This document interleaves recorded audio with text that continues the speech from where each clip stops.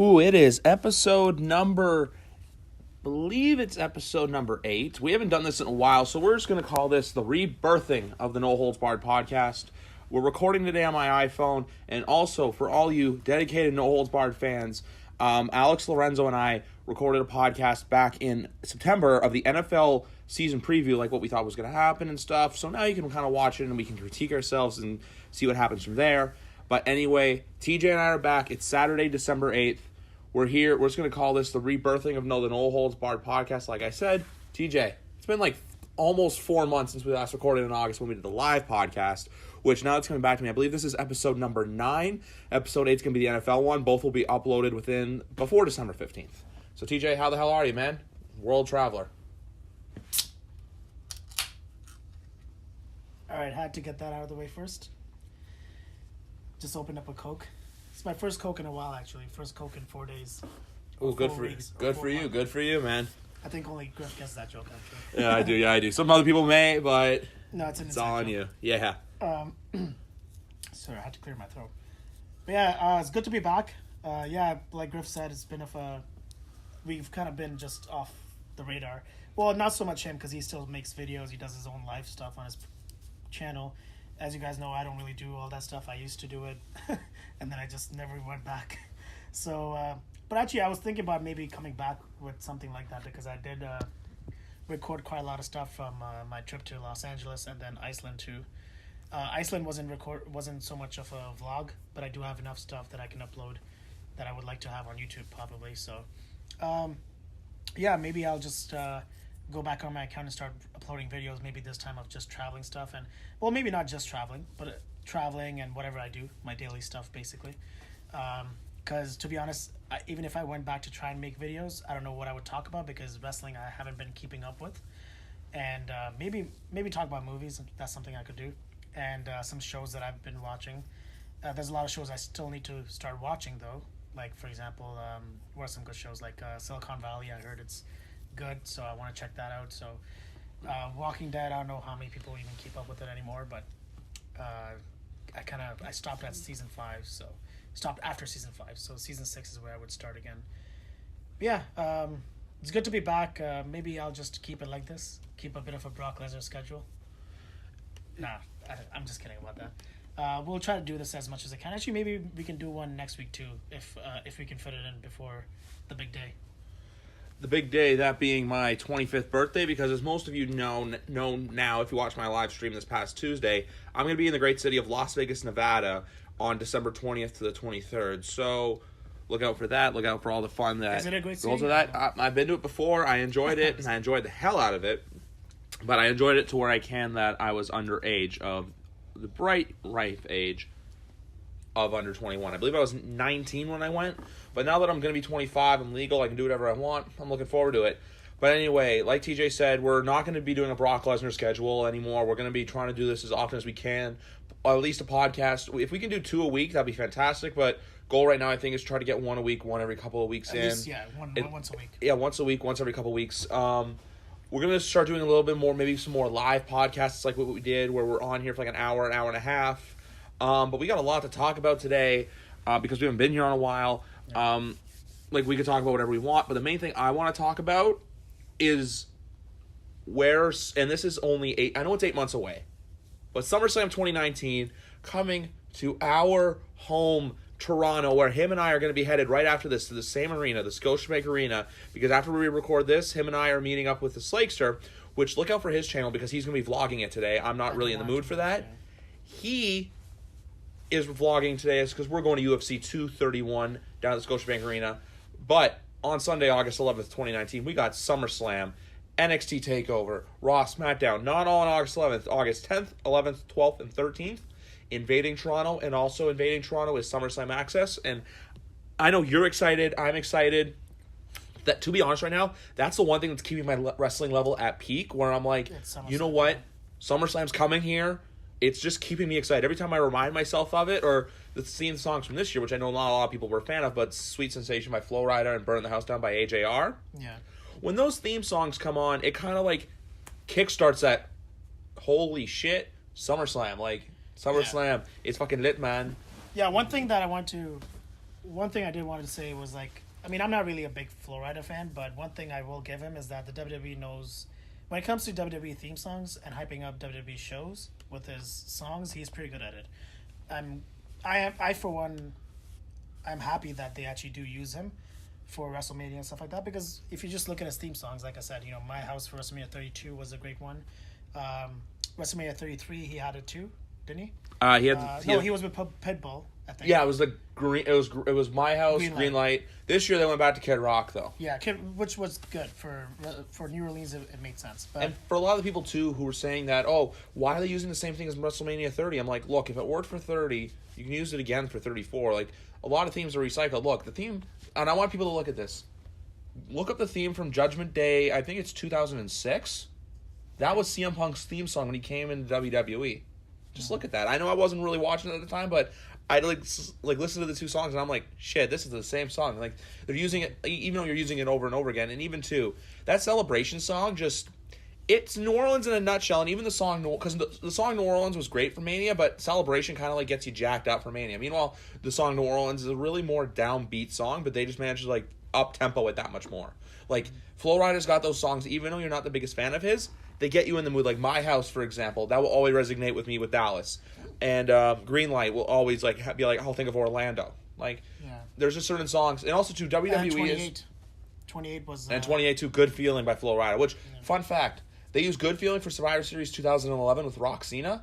They used it again at Mania 28. Yeah, and see that was a recycled song, actually, hell of a recycled song. But it was like he said, it was recycled like 6 months later for WrestleMania.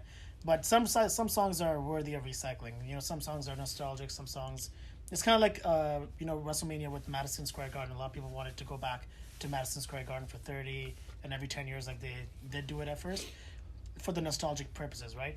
I actually wouldn't mind if they actually did go back to Madison Square Garden for WrestleMania, because it doesn't have to be in a stadium every year, especially with them doing stadium shows throughout the year now, basically with the Australian show and like SummerSlam. I know they're not doing it in Toronto in the stadium, but they wanted to, and it was just a scheduling conflict. But they're doing it for Royal Rumble. They're basically all big fours, except maybe Survivor Series. They might try to do it in stadiums, and if that's the case, then WrestleMania can go back to Madison Square Garden. I don't see what's wrong with that.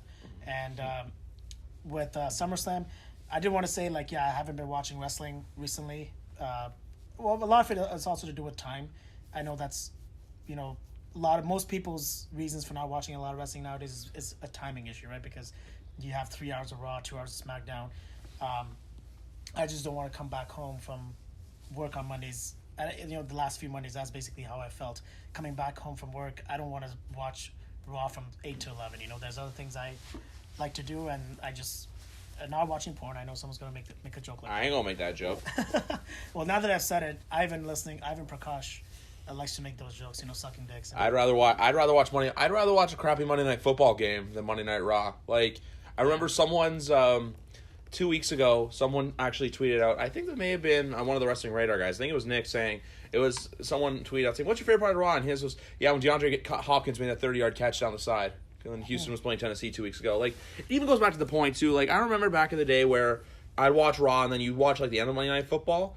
But now with fantasy football being more, not even with fantasy football in general, but, like, if I got a game on the line and it comes down to, like, this, I need, like, say, for example, like a DeAndre Hopkins, or this Monday, if you need an Adam Thielen, or even, especially in my case, Russell Wilson, to come up big for you, I'd rather watch the Vikings-Seahawks game over Monday Night Raw. And also, too, I got hockey Monday night, so I can't watch Raw. But it just goes to show, like, how much your product goes down when people stop watching it. Like, even, like, to the point where people are just, like, I'm trying to get my words here, but even goes to show how they keep recycling cities you go to. Actually, one thing I wanted to mention before I just get onto that, like when people are saying, "Oh, attendance is shitty, attendance is like shady or whatever," don't go to the same cities once every 4 months. Like, change it up a little bit. Like, maybe if you bring Raw to like those smaller market cities. I remember back in the day, like, even though I didn't watch, like when it was, I remember it would be like, we're live in, like, Huntsville, Alabama, or, like, Bridgeport, Connecticut. I know Bridgeport, Connecticut's not small, but they don't get TV anymore. Like, even Vancouver, we're in, go to, like, I don't know, Montana, Wyoming. Go to those, like, markets where WWE doesn't go anymore. Salt Lake City's another one that's been neglected. Yeah. Oklahoma City. Like, go to Wichita, Kansas even. Go to those, like, small markets where hey, we haven't been here in a while, so people are going to want to go when you advertise. It's the first TV in for years. example, but I'll give it back to TJ now to go on more about this. But you got to agree with me on that. No, I definitely agree. And I want to say about, for example, Missouri. It seems like they always go to St. Louis. They never go to Kansas City. That's another thing they could actually do. I'm not sure about that. I could be wrong, but it seems like they always do St. Louis when they go to Missouri. I think it's just because St. Louis, they know that it's always a big draw. But I think they were in Kansas City about a month. I think the go home show for Survivor Series was in Kansas City. Oh, was it? Okay. I think so. I'm not sure because I remember. But yeah, you're right though. Like how and then Kansas City, I think they do like maybe once, twice a year.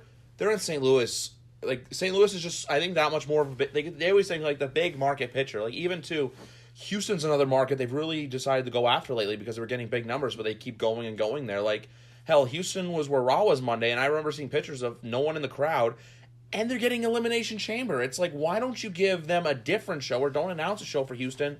Like go back there in like June or July. Like why do you got to go back there 2.5 months later? Like. Yeah. The only reason you're going to get people there is because it's Elimination Chamber and because, too, they know that marks are dumb enough to travel for gimmick pay-per-views and sit ringside. Yeah, with this Raw that just happened, was that the one in Houston? Yeah. Yeah, because I saw a picture of a guy, I think you may have seen the tweet, too. He tweeted the picture of the crowd. Yeah. And how it was, like, basically an F in attendance. He's like, this is an A show with an F in attendance. And that's what I've been saying, because he made the joke that I've been thinking about the whole time, which was that why shouldn't the WWE be running small arenas now with all of these empty seats? They might as well be doing bingo halls because when you're renting out like an entire arena, which can seat up to, let's say, 15,000, 16,000 people, and you're only getting 8,000 people in the crowd. For SmackDown, I know it's been like around 7 to 8,000, sometimes even 6,000. So you're basically less than half of it full. Why would you rent out an arena that can? I know why they do it. Of course, is because that's what they've been doing for so many years. They want to have that feel that hey, look, this is a big company, this is a big show, so we're gonna go and sell out this arena. But it's all like everyone can see through it. You're holding an event in an arena that can seat 15,000, 16,000, sometimes 20,000 people, but you only have in attendance about 7,000 to 8,000 people, which is like less than half of it full. That just looks so bad, and especially with Fox getting SmackDown, everyone's trying to make a big deal out of it. See, I mean, maybe I'm cynical, but like I've been watching long enough to know to maybe think this way. But here's what's going to happen with that Fox deal. Everyone's making a big deal out of the Fox deal. Okay, maybe they'll give them a big star like I don't know if they're going to give them Roman Reigns, but maybe they'll give them let's say Ronda Rousey, because they did say that they want to make it more like a sports show. It would make sense to give them Ronda Rousey for that reason. Ronda Rousey and maybe a big Raw star like Seth Rollins, for example. They'll do that, but I don't know if they're actually going to take it seriously, how long they're actually going to take it seriously, because, yeah, they'll go on Fox for the first week. They'll make a big show. They'll probably make it eventful. But it's all about consistency, right?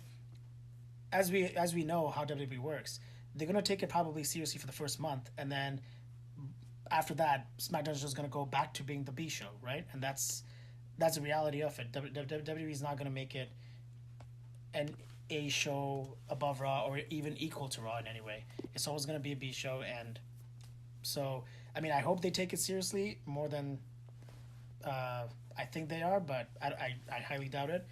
And going back to the cities thing, actually, I did like how they had Raw in Sioux Falls, South Dakota for the first time ever. See, that was them trying to explore new markets, which was nice because they did get a decent crowd from what I heard. Sioux Falls, South Dakota, of course, also being the place where Shayna Baszler is from. Yeah. And so that's what they should start doing too. Just have it in. Some states are never going to have a Raw. I can understand. Like Wyoming has like 500,000 people, so it's not going to be a big enough crowd to. I don't even know if they have a proper arena to have a Raw, and so. That I understand, but like he said, Huntsville, Alabama. Like I don't understand the last time they actually had a Raw, and I don't remember them having a Raw in Alabama recently, or like Tennessee. I know they go, but look at the schedule over here. So Griff's on it right now. They're in. So they're in San Diego. They're in San Diego Monday night. Then this is weird though because I know and then they're doing San Diego. Then they do Sacramento the night after because I believe TLC's in San Jose. So the night after TLC, like Sacramento, but I think they're doing 2 shows here because Raw the 17th, 7 days later, 24 as Christmas Eve. So I think they're doing both shows in Sacramento, which pray for those people that are at that show. I mean, it's through 6 hours of Raw. And then they're doing Detroit, Orlando, Memphis, Oklahoma City, which we previously mentioned, Phoenix, Grand Rapids, Atlanta, Philadelphia, Boston, Washington, Brooklyn, that's after Mania, and London. Like, Grand Rapids is actually a good one. Besides Grand Rapids and Oklahoma City, you go to those cities like once every, like, they're in those cities at least every 5 months. Like, Philadelphia had Raw back in October.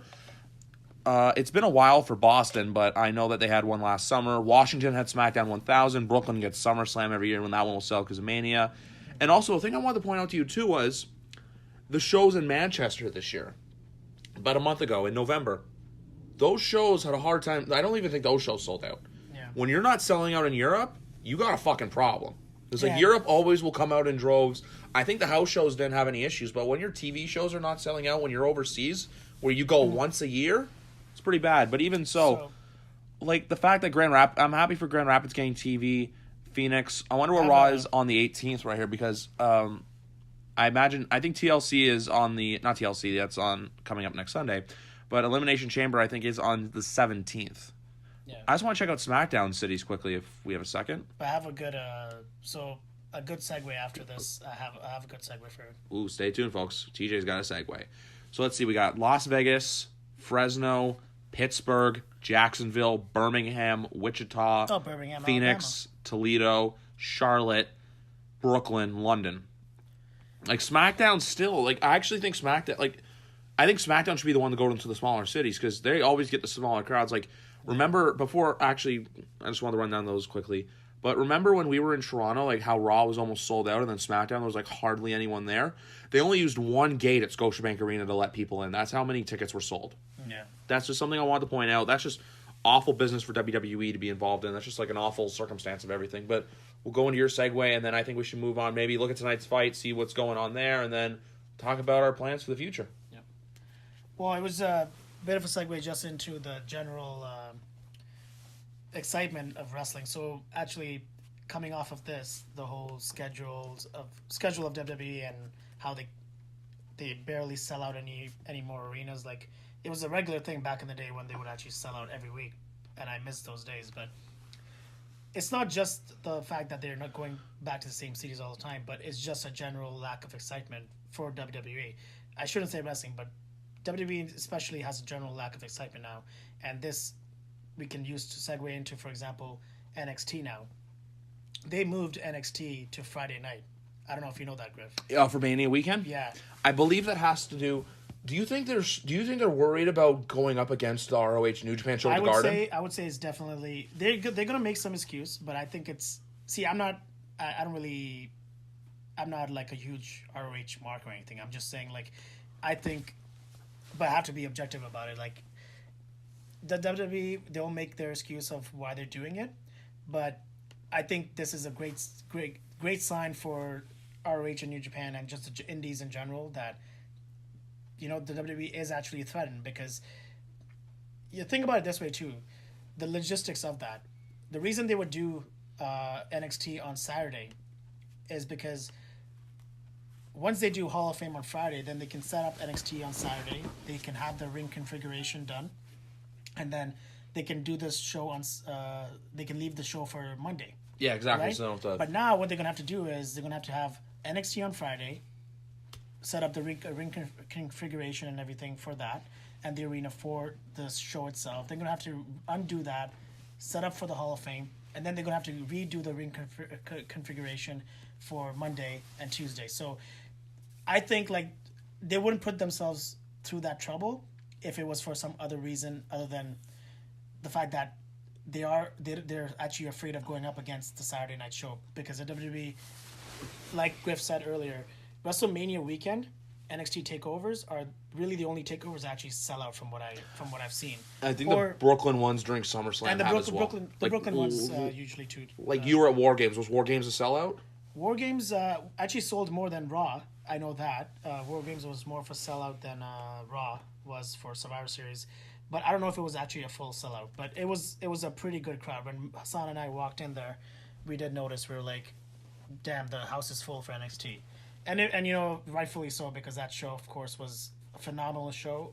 Probably the best takeover so far, I would say. As I can't think of any takeover that has been better than that. Like four matches that exactly, like, they were just off the charts. And what were we looking at? I was looking at Takeover's almost sold out for Mania weekend. Sorry about that, guys, but we were using my iPhone to record because GarageBand, I had to re-download it and it was taking forever. But TJ was just going on quickly about the whole WWE being scared of ROH thing and that how to, with configuring the building and everything. So TJ, take it from here. Yeah, I was just gonna finish the thought anyway. It was just the fact is, like, it's a good thing in a way, because as much as I obviously I've been a WWE fan my whole life, growing up on WWE, you know, so on, but they're not giving me, you know, when they give you shitty shows like the Raw we just had, and the Raw before that, which was universally panned as one of the worst Raws of all time. The one the week after Survivor Series? Or? The week after Survivor Series. It was with where, what's his name, Rockstar Spud, Drake Maverick. He was pissing on Bobby Roode's robe and all this garbage going on that show, and how many matches were restarted, and the same old bullshit that they were just recycling. And so that Raw got, even Forbes magazine covered that, wrote an article about that Raw, and they cited a NoDQ.com poll actually, talking about how that Raw was really not popular at all, and the NoDQ poll only had 5% of the people saying that it was actually a good show, that they enjoyed Raw. Yeah, right there. Yeah, I think this was past Monday's show actually. It's like even this, like the one before that. Well, even this week was panned. Even this week, this one was because viewership's like been consistently in the two. It's been consistently 2 million for most of October. November, the go home for Survivor Series and the night after Survivor Series went up to 3 million, and then it dropped back down to 2.75, 759,000 viewers. Just the fact that you're getting that crappy viewership, like, what's it saying about your product? Like, well, yeah, and that's the thing, right? Embarrassing. Like, I don't think the WWE it's basically got to the point where WWE won't do anything unless they're actually, unless it's kind of like too late, not too late, but for example with NXT and ROH competing and New Japan competing on that same weekend. Now that they've had to move the show, and this is why I'm glad that they've obviously had to move the show, now they'll actually feel the kick in the butt. Now they're actually feeling it, that they actually have to move the show to Friday night, because they want to make sure that show has enough people, and they don't have to actually, and they don't end up losing fans in the crowd because of the show competing with NXT and ROH on Saturday night. So now that that's happened, now you can expect maybe Triple H, maybe not Vince McMahon still, because it's not Vince McMahon's baby. You know, NXT is not Vince McMahon's concern too much, I would say, at least from what it looks like. But just hold that up for a second. I'll come back to it. But maybe Triple H now will actually have some influence, in the sense like he'll tell Vince, hey, you know, wake the fuck up, you know, or I think Triple H already knew that, you know, there's a bit of a new sort of revolution going on in the indies, because that's why he's always trying to sign all their talent. Like they're trying to jack up a lot of talent, I know, for the ROH, not ROH, like they're trying to get talent, I think, more or less to debut around Brooklyn. Like you had EC3, Ricochet coming to the fold last year at the New Orleans takeover. I think they're trying to get more people to debut, like starting in the new year, especially with that ROH show. But I don't know if now that's the focus, considering they're not going up against each other. But you know what? You got a good crop of superstars down in NXT. Yeah, and also too with the attendance thing. I just wanted to say, I love how during Evolution the crowd was dark and everyone was saying, "Oh, NXT wasn't not NXT. Evolution wasn't sold out. Like the crowd was so dark and everything." And everyone's going, "No, it was sold out. That's a Triple H show. He likes making it not about the crowd." About what's in the ring. That's why NXT, that's why during TakeOver matches, the crowd's dark, the lights go down, there's nothing on the Tron. I just showed TJ the meme that Becky Lynch tweeted out yesterday in regards to Charlotte Flair. The one that says, Charlotte calling me out for TV and online for missing time. Again, the man will just provide the truth in the face of lies. It's Becky Lynch saying, I missed one SmackDown for this, and Charlotte's boobs, and saying she missed 1 month of SmackDown for something I can't remember because Charlotte had a ruptured implant. But those boobs are pretty. They're just nice, waiting though. to pop out. But anyway, though, what were we talking about before that? The whole meme distracted me.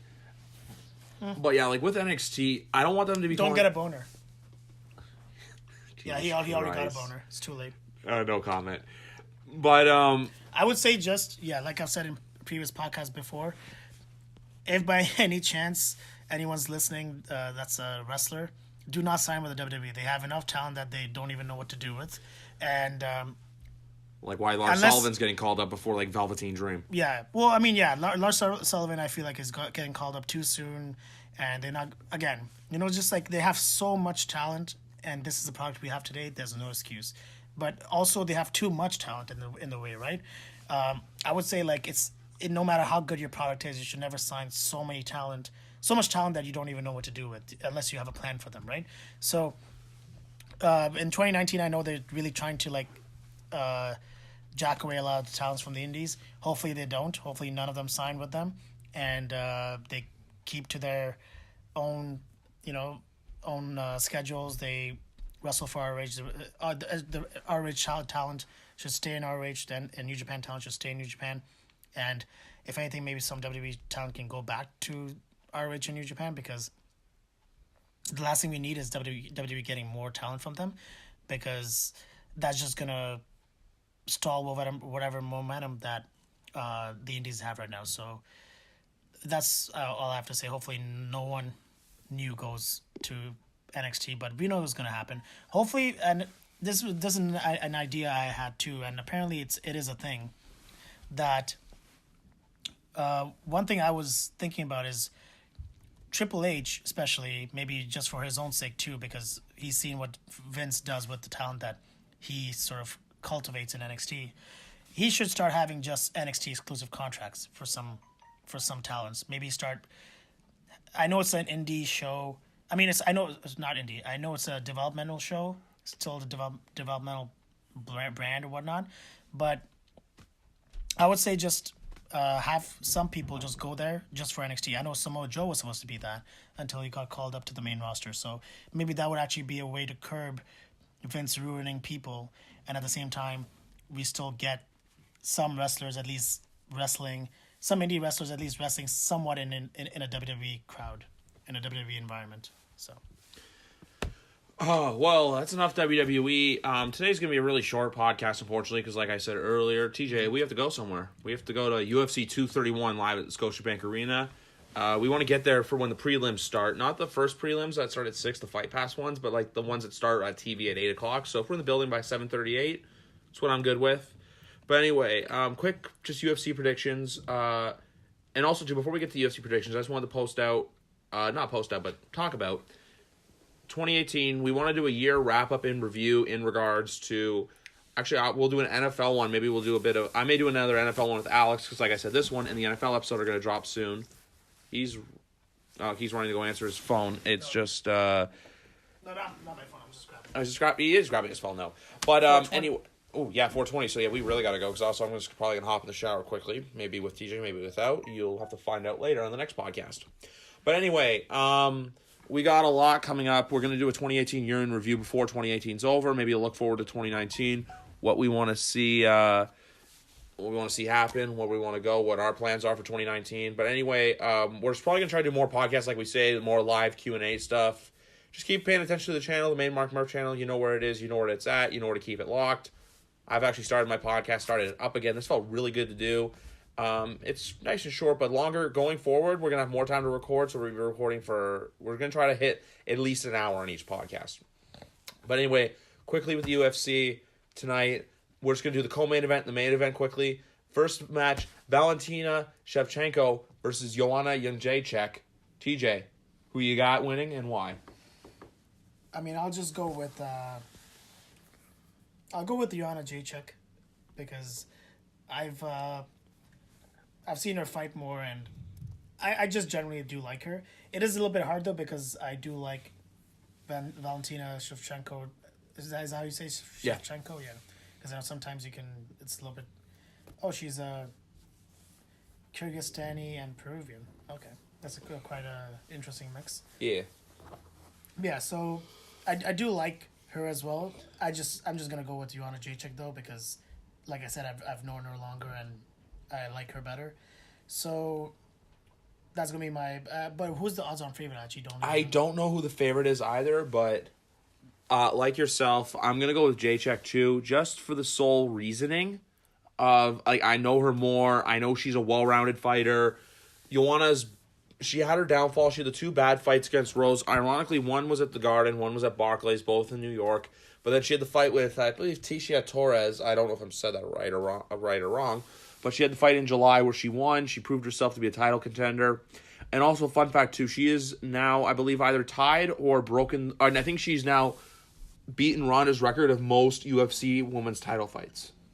So it's going to be a great fight. I think this is going to go decision because Joanna I don't think's knocked anyone out in a while or submitted anyone, but you get in there with her. They're going to go out there. They're going to deliver. I cannot wait for tonight. But also, too, the main event of the evening. I think we're getting a new champ tonight. I think Brian T-City Ortega is going to make Holloway tap. Holloway, I think, could easily win, too. But you know what? Just something about Ortega's drive. Something about just something about him. And also, too, it's such a feel-good story. I like to watch the embedded, some of the countdown stuff. I think I want Ortega to win. I think he should win, but at the same time, too, I can see Max Holloway win. But I'm going T-City, baby. TJ, do you have any prediction for this fight, or where do you think it's going to go? Max Holloway, Brian Ortega, yes. The main event of the evening. Sanctioned by the Ontario Athletic Commission. Okay, so for this one, I mean, this one I guess I'm just going to go with the champion. Because, typically I like to just support the person that's already the champion because I want them to have a longer reign. So it will just be easier that way for me just to... Because I don't really, to be honest, care for either of these guys too much. So Max Holloway, looks like a pretty good guy. Main event is UFC 206. Yeah.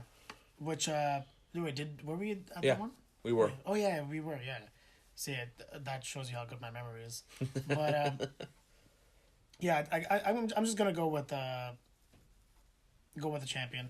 So, that Max Holloway to just retain.